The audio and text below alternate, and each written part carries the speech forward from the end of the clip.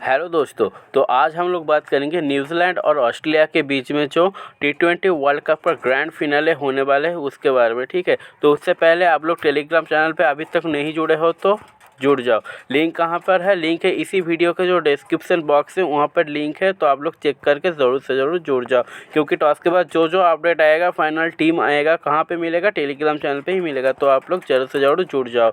तो बात करते कहाँ पे ये मैचेस होने वाला है। मैच होने वाला है दुबई इंटरनेशनल स्टेडियम, दुबई पे ये मैच होने वाला है, जहाँ की पिच रहने वाले बैट्समैन फ्रेंडली। ठीक है, और देखो फर्स्ट इनिंग्स पे थोड़ा सा 1 से 6 ओवर के बीच में थोड़ा सा बॉलर को हेल्प मिलेगा, लेकिन सेकंड इनिंग्स की बात करें तो वहाँ पे ज़्यादा बैटिंग फ्रेंडली हो जाते हैं। ठीक है, अगर ड्यू आ जाते हैं तो और भी बैटिंग करने में आसानी हो जाएगी, लेकिन लास्ट वाले मैच में जो हुआ था पाकिस्तान और ऑस्ट्रेलिया के बीच में, वहाँ पे ड्यू नहीं आई थी और फिर भी चेस हो गया था।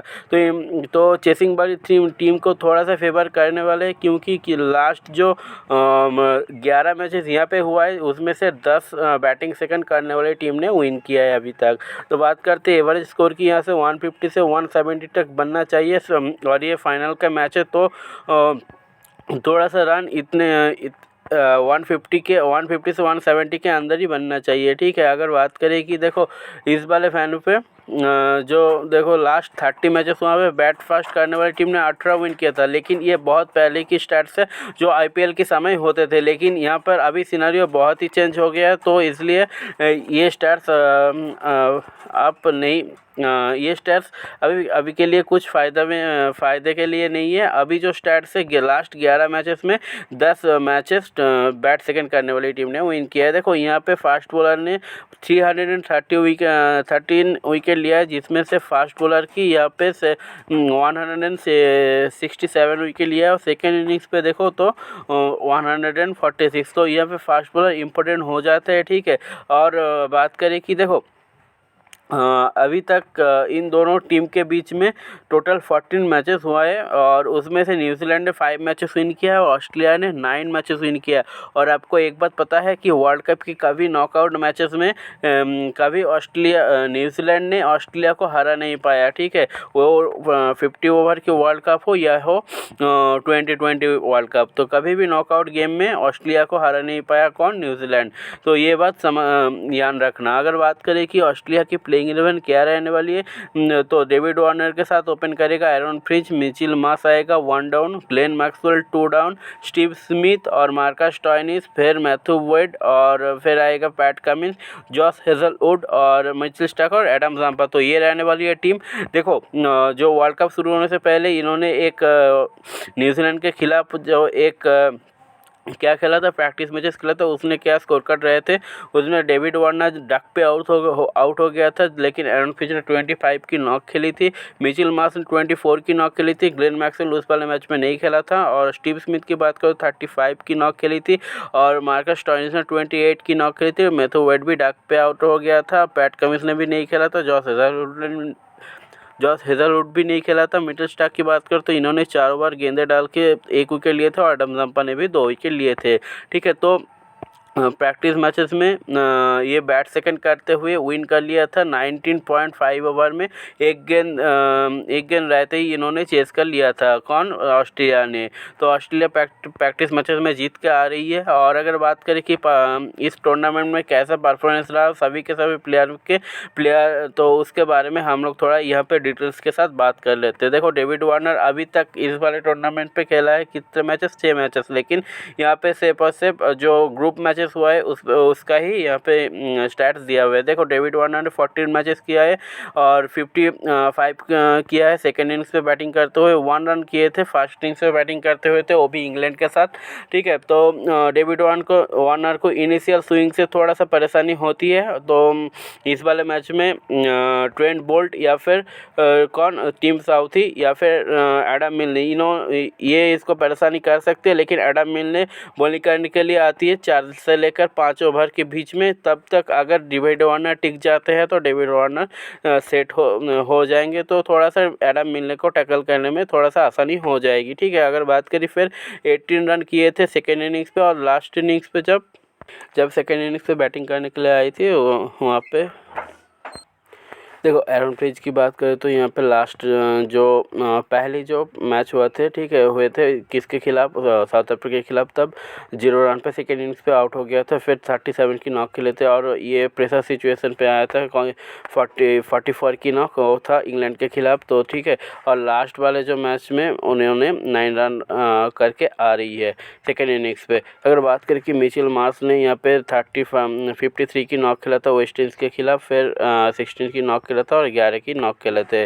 अगर बात करें कि ग्लेन मैक्सवेल की अभी तक 5 और 18 रन किया है, स्टीव स्मिथ ने 6, 28 और 35 रन किए हैं, ठीक है। अगर बात करें मार्कस स्टोइनिस की 0, 16 और 24 की रन किए थे। अगर बात करें मैथ्यू वाइड की तो 18 बैट फर्स्ट करते हुए 15 बैट सेकंड करते हुए रन किए थे। बात करें कि पैट कमिंस ने अभी तक इस वाले मैच में एक बारी बैटिंग करने की चांस मिला, उसमें से सिर्फ 12 रन बनाए थे, ठीक है। अब देखते हैं कि किसने कितने विकेट लिए है और किसने फुल ओवर की कोटा भी किए थे। देखो मिचेल मार्श ने अभी तक 2 मैचेस में बॉलिंग किए थे और लास्ट जो मैचेस में बॉलिंग किए थे वो पाकिस्तान के साथ, वो भी 1 ओवर में थोड़ा सा महंगा पड़ गया था, इसलिए वो गेंदें नहीं करने के लिए आई थी। लेकिन मुझे नहीं लगता इस वाले मैच में ये बॉलिंग करेगा, ठीक है। तो देखो मिचेल मार्श ने अभी तक 1 ही मैचेस में बॉलिंग किया है, 3 ओवर बॉलिंग करके 0 विकेट लिए थे। अगर बात करें कि ग्लेन मैक्सवेल अभी तक 4 मैचेस में बॉलिंग किए थे और उसमें से 2 विकेट निकाले हैं अभी तक, लेकिन मुझे नहीं लगता मैक्सवेल इस वाले मैच में बॉलिंग करेगा। मार्कस स्टोइनिस की बात करते हैं, ये भी सिर्फ और सिर्फ 3 ओवर की 1 ही मैचेस में 3 ओवर की बॉलिंग किए थे। पैट कमिंस की बात करें, अभी तक इस वाले टूर्नामेंट पे 2 विकेट ले चुके हैं, ठीक है। और लास्ट वाले मैच में जो 19th ओवर थे उन्होंने बहुत ही बढ़िया बॉलिंग किया था, किसके खिलाफ, पाकिस्तान के खिलाफ, पैट कमिंस। तो पैट कमिंस भी इम्पोर्टेंट हो जाएंगे, आप लोग इसको ग्रैंड लीग पर जरूर से ट्राई कर लेना। जॉस हेजलवुड की बात करें तो ये पहले इनिंग्स पे बहुत बढ़िया बॉलिंग करते थे इस वाले टूर्नामेंट पे, ठीक है। तो यहाँ पे देखो बॉलिंग फर्स्ट करते हुए 2 विकेट, और बॉलिंग फर्स्ट करते हुए वेस्ट इंडीज़ के खिलाफ 4 विकेट लिए थे, ठीक है। तो देखो जॉस हेजलवुड भी इंपॉर्टेंट बन जाते हैं इस वाले मैच में। बॉलिंग फर्स्ट पे तो ज़रूर से ट्राई करना, बॉलिंग सेकंड में थोड़ा सा इग्नोर करके चल सकते हो, ठीक है। तो देखो मिचेल मार्श की बात करें तो यहाँ पे 4 ओवर पे 2 विकेट बॉलिंग फास्ट करते हुए, 4 ओवर पे 2 विकेट बॉलिंग फास्ट करते हुए, 4 ओवर पे 0 विकेट बॉलिंग सेकंड करते हुए, 4 ओवर पे ये था इंग्लैंड के खिलाफ, और 4 ओवर पे 2 विकेट ये भी बॉलिंग फास्ट करते हुए बांग्लादेश के खिलाफ, और 4 ओवर पे 1 विकेट वेस्ट इंडीज़ के खिलाफ, ठीक है। तो ये रहने वाले मिचेल स्टार्क की जो स्टैट्स इस वाले टूर्नामेंट में क्या किया है। अगर बात करिए एडम जाम्पा ने 5 बार निकाले थे कि इसके खिलाफ, बांग्लादेश के खिलाफ। तो अभी तक एक भी मैच में विकेट लेस नहीं गया है, तो हमारे लिए मस्ट पिक हो जाएंगे कौन, एडम जाम्पा, ठीक है। देखो अगर बात करें कि परफॉर्मेंस इन नॉकआउट गेम्स, तो नॉकआउट गेम्स में कौन कैसे परफॉर्मेंस देता है इसके बारे में हम थोड़ा सा बात कर लेते हैं। ये क्यों इम्पोर्टेंट है, क्योंकि आप लोगों ने देखा था कि जो मैचेस हुआ था, लास्ट मैच पाकिस्तान के फ़खर जमान पूरी की पूरी टूर्नामेंट में फ्लॉप गया था, लेकिन जो नॉकआउट गेम हुआ था तब इन्होंने 50 रन स्कोर कर दिया था, क्योंकि इसका जो फ़खर जमान का नॉकआउट गेम में बहुत ही अच्छा परफॉर्मेंस था, ठीक है। ऐसे ही स्टीव स्मिथ का देखो नॉकआउट गेम में सब 14 मैचेस में 15 के एवरेज थे, और इन्होंने उतना अच्छा परफॉर्मेंस नहीं कर पाया था, ठीक है। इन्होंने प्रेशर हैंडल नहीं कर पाया था, लेकिन स्टार प्लेयर है, पता नहीं इसका क्यों ऐसा स्टैट्स है। अगर बात करें कि डेविड वार्नर नॉकआउट गेम में कैसे खेलते हैं, लास्ट वाले मैच में 50 रन करके आ रही है, और अच्छा खासा एक पिक बन जाएंगे कौन हमारे लिए, डेविड वार्नर। एरन फिंच की बात करें तो ये 12 मैचेस में 32 की एवरेज से रन किए थे, 317, ठीक है। स्टीव स्मिथ का स्टैट्स नॉकआउट गेम में उतना खास नहीं है। मिचेल मार्श की स्टैट्स बहुत ही बढ़िया है, 7 मैचेस में 40 की एवरेज से 200 रन बनाए थे, और मिचेल मार्श अभी ताबड़तोड़ हिटिंग करने के लिए आती है, ठीक है। पहली बॉल से ही इसको इन्होंने अगर लूज गेंद मिली तो पहली बॉल से ही मारना चालू कर देता है। अगर बात करें कि मैक्सवेल की भी जो है यहाँ पे उतना अच्छा स्टैट्स नहीं है। नॉकआउट गेम में सिर्फ 18 मैच में सिर्फ 15 की एवरेज से रन किए थे, 245, ठीक है, और 9 विकेट भी लिए थे, लेकिन इस वाले मैच में गेंदबाजी करना थोड़ा सा मुश्किल है। अगर बात करें फिर मार्कस स्टोइनिस के बारे में, तो देखो ग्लेन मैक्सवेल बॉलिंग कर सकते हैं क्योंकि ओपन पे कौन है, ओपनर पे जो लेफ्ट हैंडर कौन थे, डेवन कॉनवे थे, लेकिन वो अभी बाहर हो चुके हैं, तो बॉलिंग करने की चांसेस थोड़ा सा कम है। तो मुझे नहीं लगता इस वाले मैच में बॉलिंग करेगा। मार्कस स्टोइनिस देखो, मार्कस स्टोइनिस की 16 मैचेस में 23 की एवरेज से 303 रन किए थे और 11 विकेट भी लिए थे, लेकिन बॉलिंग नहीं कराएगा ये। और मैथ्यू वेड 10 मैचेस में 24 की एवरेज से 192 रन किए थे। कब, ये नॉकआउट मैचेस में, ठीक है। तो और पैट कमिंस नॉकआउट मैचेस में 9 मैचेस में 12 विकेट निकाले थे। और अगर बात करें कि मिचेल स्टार्क भी 15 विकेट, एडम जाम्पा 13 मैचेस में 13 विकेट, और लास्ट वाले नॉकआउट गेम में 1 मैचेस में 1 विकेट लिए थे। किसके खिलाफ, पाकिस्तान के खिलाफ, ठीक है। तो अगर बात करें जॉस हेजलवुड 7 मैचेस में 10 विकेट लिए थे, और 10 में से 6 विकेट पहली बॉलिंग करते हुए लिए थे, वो भी 3 मैचेस में। तो जॉस हेजलवुड पहली इनिंग्स पे थोड़ा ज़्यादा इंपॉर्टेंट हो जाता है। अब चलिए बात करते हैं कि न्यूजीलैंड की जो प्लेइंग 11 रहने वाले है उसके बारे में। देखो मार्टिन गप्टिल के साथ ओपन करेगा डेरिल मिचेल, फिर आएगा कौन, केन विलियमसन, फिर Glenn Phillips, James Neesham, team Seifert और मिचेल सैटनर, इस सोडी, एडम मिलने, फिर टीम साउथी, ट्रेंट बोल्ट, ठीक है। तो ये रहने वाले न्यूजीलैंड के जो प्लेइंग 11। और देखो न्यूजीलैंड जब खेले थे किसके खिलाफ, ऑस्ट्रेलिया के खिलाफ प्रैक्टिस मैचेस में, तब कैसे परफॉर्मेंस रहा था उसके बारे में हम थोड़ा सा डिटेल्स में बात कर लेते हैं। देखो मार्टिन गप्टिल के साथ ओपन करेगा कौन, डेरिल मिचेल, फिर केन विलियमसन आएगा, फिर ग्लेन फिलिप्स आएगा, ठीक है।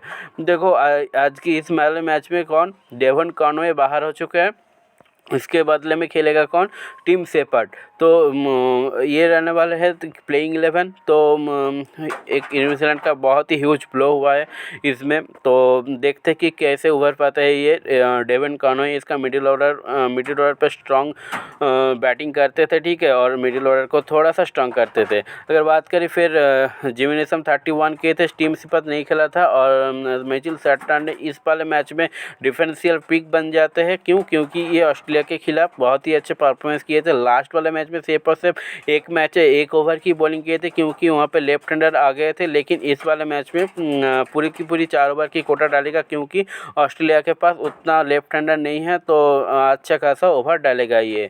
तो देखो मिचेल सैटनर 4 ओवर की बॉलिंग किए थे और उसमें 3 विकेट लिए थे। और अगर बात करें कि इस सोडी के बारे में, तो इन्होंने 0 विकेट लिए थे 2 ही ओवर में।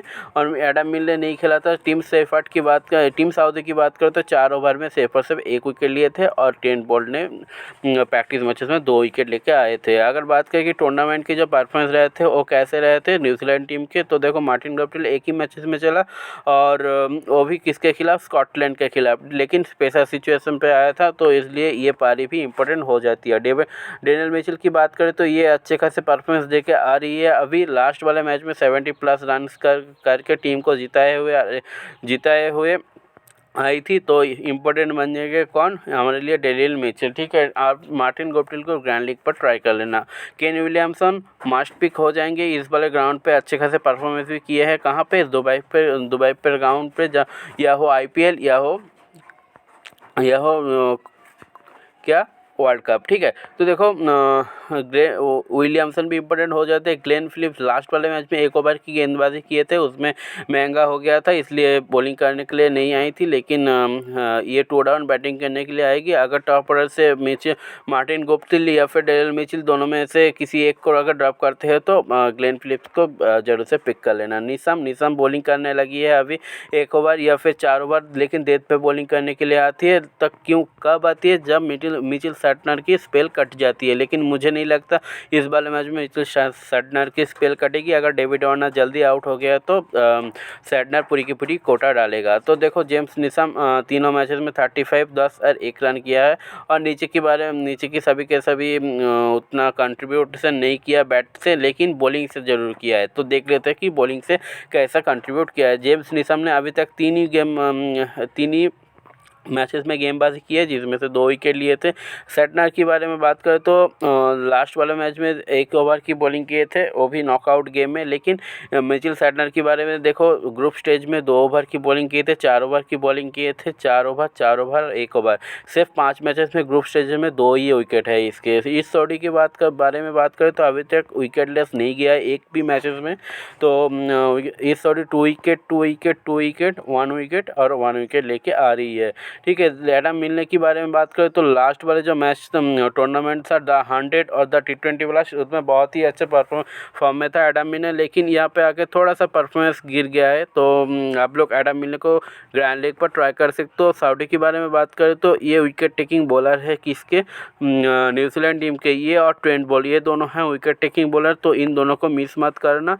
तो यहाँ पे बॉलिंग सेक्शन से हो गए 3, ट्रेंट बॉल, टीम सऊदी और इस्सोडी। ठीक है, तो देखो जब नॉकआउट मैचेस होते हैं तब न्यूजीलैंड कैसे परफॉर्मेंस करते हैं उसके बारे में थोड़ा सा डिटेल्स में बात कर लेते हैं। कि मार्टिन गुप्टिल जब 11 मैचेस खेला है, 32 की एवरेज से रन किए थे, 319। आप देखो ड्राइलन मिचेल की 7 मैचेस में 98 की एवरेज से 294 बनाए थे। कौन, ड्राइलन मिचेल। ये जो जब हुआ था T20 मैच, सुपर स्मैश, मतलब न्यूजीलैंड के जो T20 मुकाबला, तब भी नॉकआउट मैचेस में ये रन किए थे और अब भी नॉकआउट मैचेस में ये रन करे। तो ये बहुत ही होनहार और टेक्निकल साउंड और इसके पास हिटिंग करने की कैपेबिलिटी है। ठीक है, तो डेरिल मिचेल को आप लोग जरूर से पिक करके चलना। और मुझे नहीं लगता लास्ट मैचेस की नॉक देख के किसी ने इसको ड्रॉप करने के लिए हिम्मत होगी। ठीक है, तो बात करें तो देखो देन आएगा कौन, केन विलियमसन। 10 मैचेस में 45 की एवरेज से 359 रन बनाए थे। टीम से एफर्ट की बात करें तो नॉकआउट मैचेस में सिर्फ 3 मैचेस में सेफर से 53 रन ही है। और फिलिप्स के भी ये अच्छे खासे परफॉर्मेंस है, 38 रन बनाए थे 151 पे। और जिम्स निसम की बात करें तो 6 मैचेस में वो 105 रन बनाकर 4 विकेट भी लिया है। सेटनर भी 4 मैचेस में सेफर से 4 विकेट लिया है नॉकआउट मैचेस में। तो अभी था लास्ट वाले मैच में 3 मैचेस में 4 विकेट, लेकिन लास्ट मैच में विकेट लेस गया था।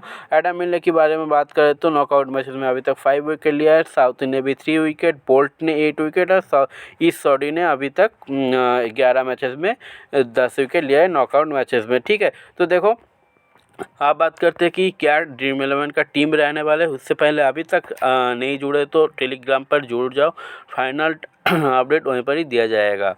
तो देखो विकेट कीपिंग सेक्शन से बात करें तो डेवन कॉनवे तो बाहर हो चुका है, तो इसके बारे में थोड़ा सा बात करना ही गलत होगा।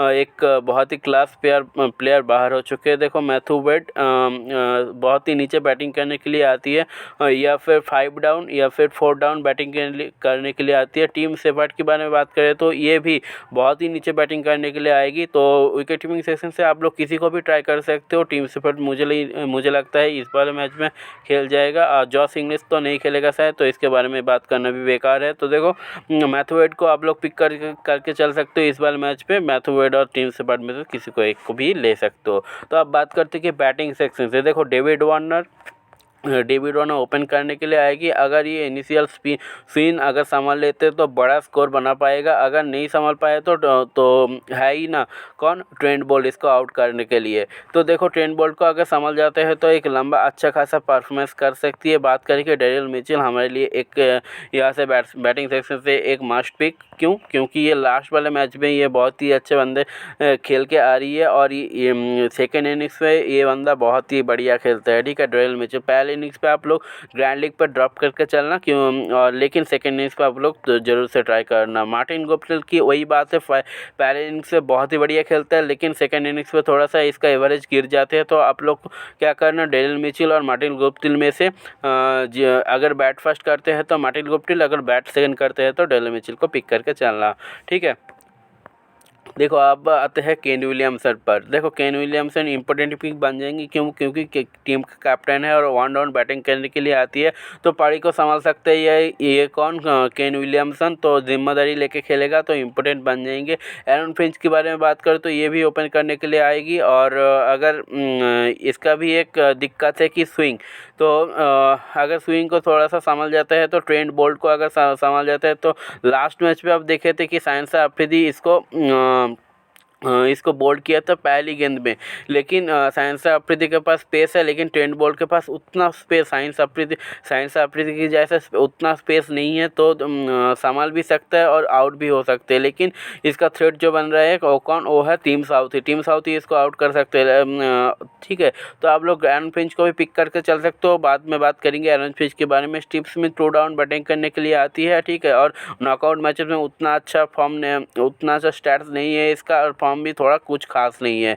ग्लेन फिलिप्स के बारे में बात करें तो देखो, ग्लेन फिलिप्स आज की मैच में 2 डाउन बैटिंग करने के लिए आने की बहुत ही चांसेस है, तो आप लोग ग्रैंड लीग पर जरूर से ट्राई करना। ग्लेन फिलिप्स के पास एक से एक शॉट है और इस बंदे में पोटेंशियल है कि बहुत ही बड़ा स्कोर करे, ठीक है। तो आज की मैच में क्या करना पता है कि देखो, ये फाइनल की मैच है, तो थोड़ा सा प्रेशर रहने वाला है सभी के सभी प्लेयर को, ठीक है। लेकिन दोनों ही ऑस्ट्रेलिया के जो प्लेयर है वो सभी के सभी वर्ल्ड कप विन करके आ रही है, लेकिन न्यूजीलैंड की टीम अभी तक वर्ल्ड कप नहीं जीत पाई है। तो देखो, ऑस्ट्रेलिया के पास थोड़ा सा पोटेंशियल तो है कैसे गेम को चलाना है, तो वो देखो एरन फिंच हो या फिर हो डेविड वार्नर, तो आप एक काम करना कि ग्रैंड लीग पर टॉप ऑर्डर को थोड़ा सा हटा के ना मिडिल ऑर्डर पे ऊपर थोड़ा सा गौर करना, ठीक है। कि एरन फिंच को छोड़ सकते हो या फिर डेविड वार्नर को, लेकिन डेविड वार्नर को लेना, लेकिन एरन फिंच को थोड़ा सा इग्नोर करके चल सकते हो।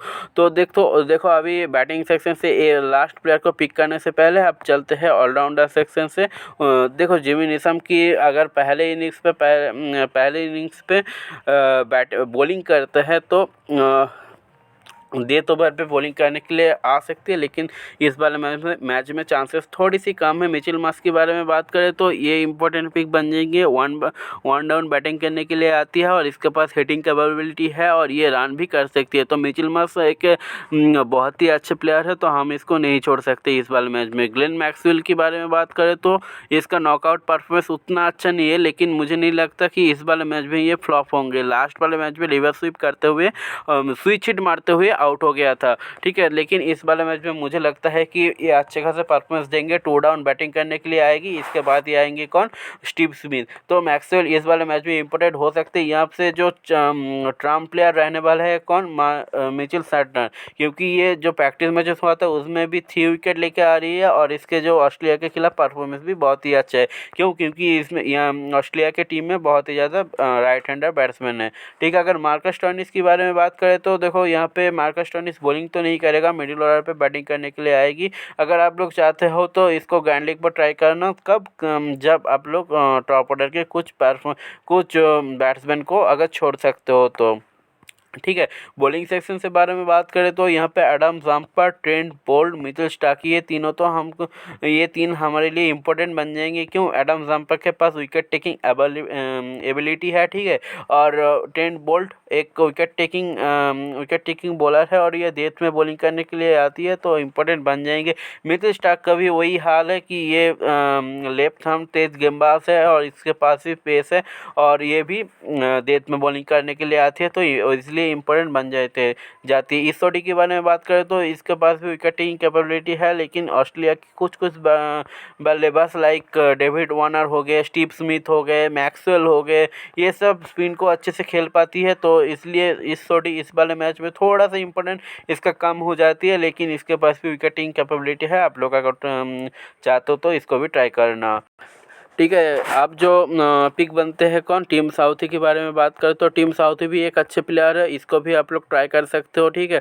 मैंने क्या किया, मैंने इस बारे मैच में अभी के लिए इस टीम साउथी को ही पिक करके चला हूँ। अगर ऑस्ट्रेलिया की पहले गेंदबाजी आते हैं तो मैं सीधा यहाँ से टीम साउथी को निकाल के यहाँ पे जॉस हेजलवुड को ले लूँगा। पैट कमिंस के बारे में बात करें तो ये भी डेथ में बॉलिंग करने के लिए आती है और इसका लाइन लेंथ और क्लाटर बॉलर बहुत ही बढ़िया है, तो पैट कमिंस को भी आप लोग ग्रैंड लीग पर ट्राई करना, किसको छोड़ के, टीम साउथी को छोड़ के, ठीक है। अगर और बॉलर के बारे में बात करें तो यहाँ पे एडम मिलने उतना फॉर्म खास नहीं है कुछ, और इस बार विकेट पे थोड़ा सा इसको मदद कम मिल रहा है, तो इसलिए एडम मिल उतना सक्सेसफुल नहीं हो पा रहे हैं, तो आप लोग एडम मिलने को ग्रैंड लीग पर ट्राई करना।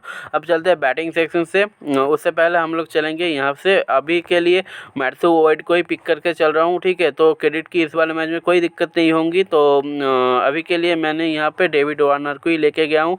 तो आप लोग अगर चाहते हो तो एरन फिंच को लेके जाना, तो डेविड वार्नर को छोड़ के एरन फिंच को ले जा सकते हो ईजिली। अगर बात करें इस मैच के लिए कैप्टन कौन रहने वाले, इस वाले मैच में मुझे नहीं लगता कि कैप्टन केन विलियमसन के अलावा कोई और बेस्ट हो पाएगा। तो मेरा मानो तो यहाँ पे केन विलियमसन को कैप्टन ले जा सकते हो, या फिर आप अगर चाहते हो कि बॉलर को ट्राई करना, ट्रेंट बोल्ट और मिचेल स्टार्क, इन दोनों के कॉम्बो बना के चलना, तो इम्पोर्टेंट हो जाएंगे उन दोनों।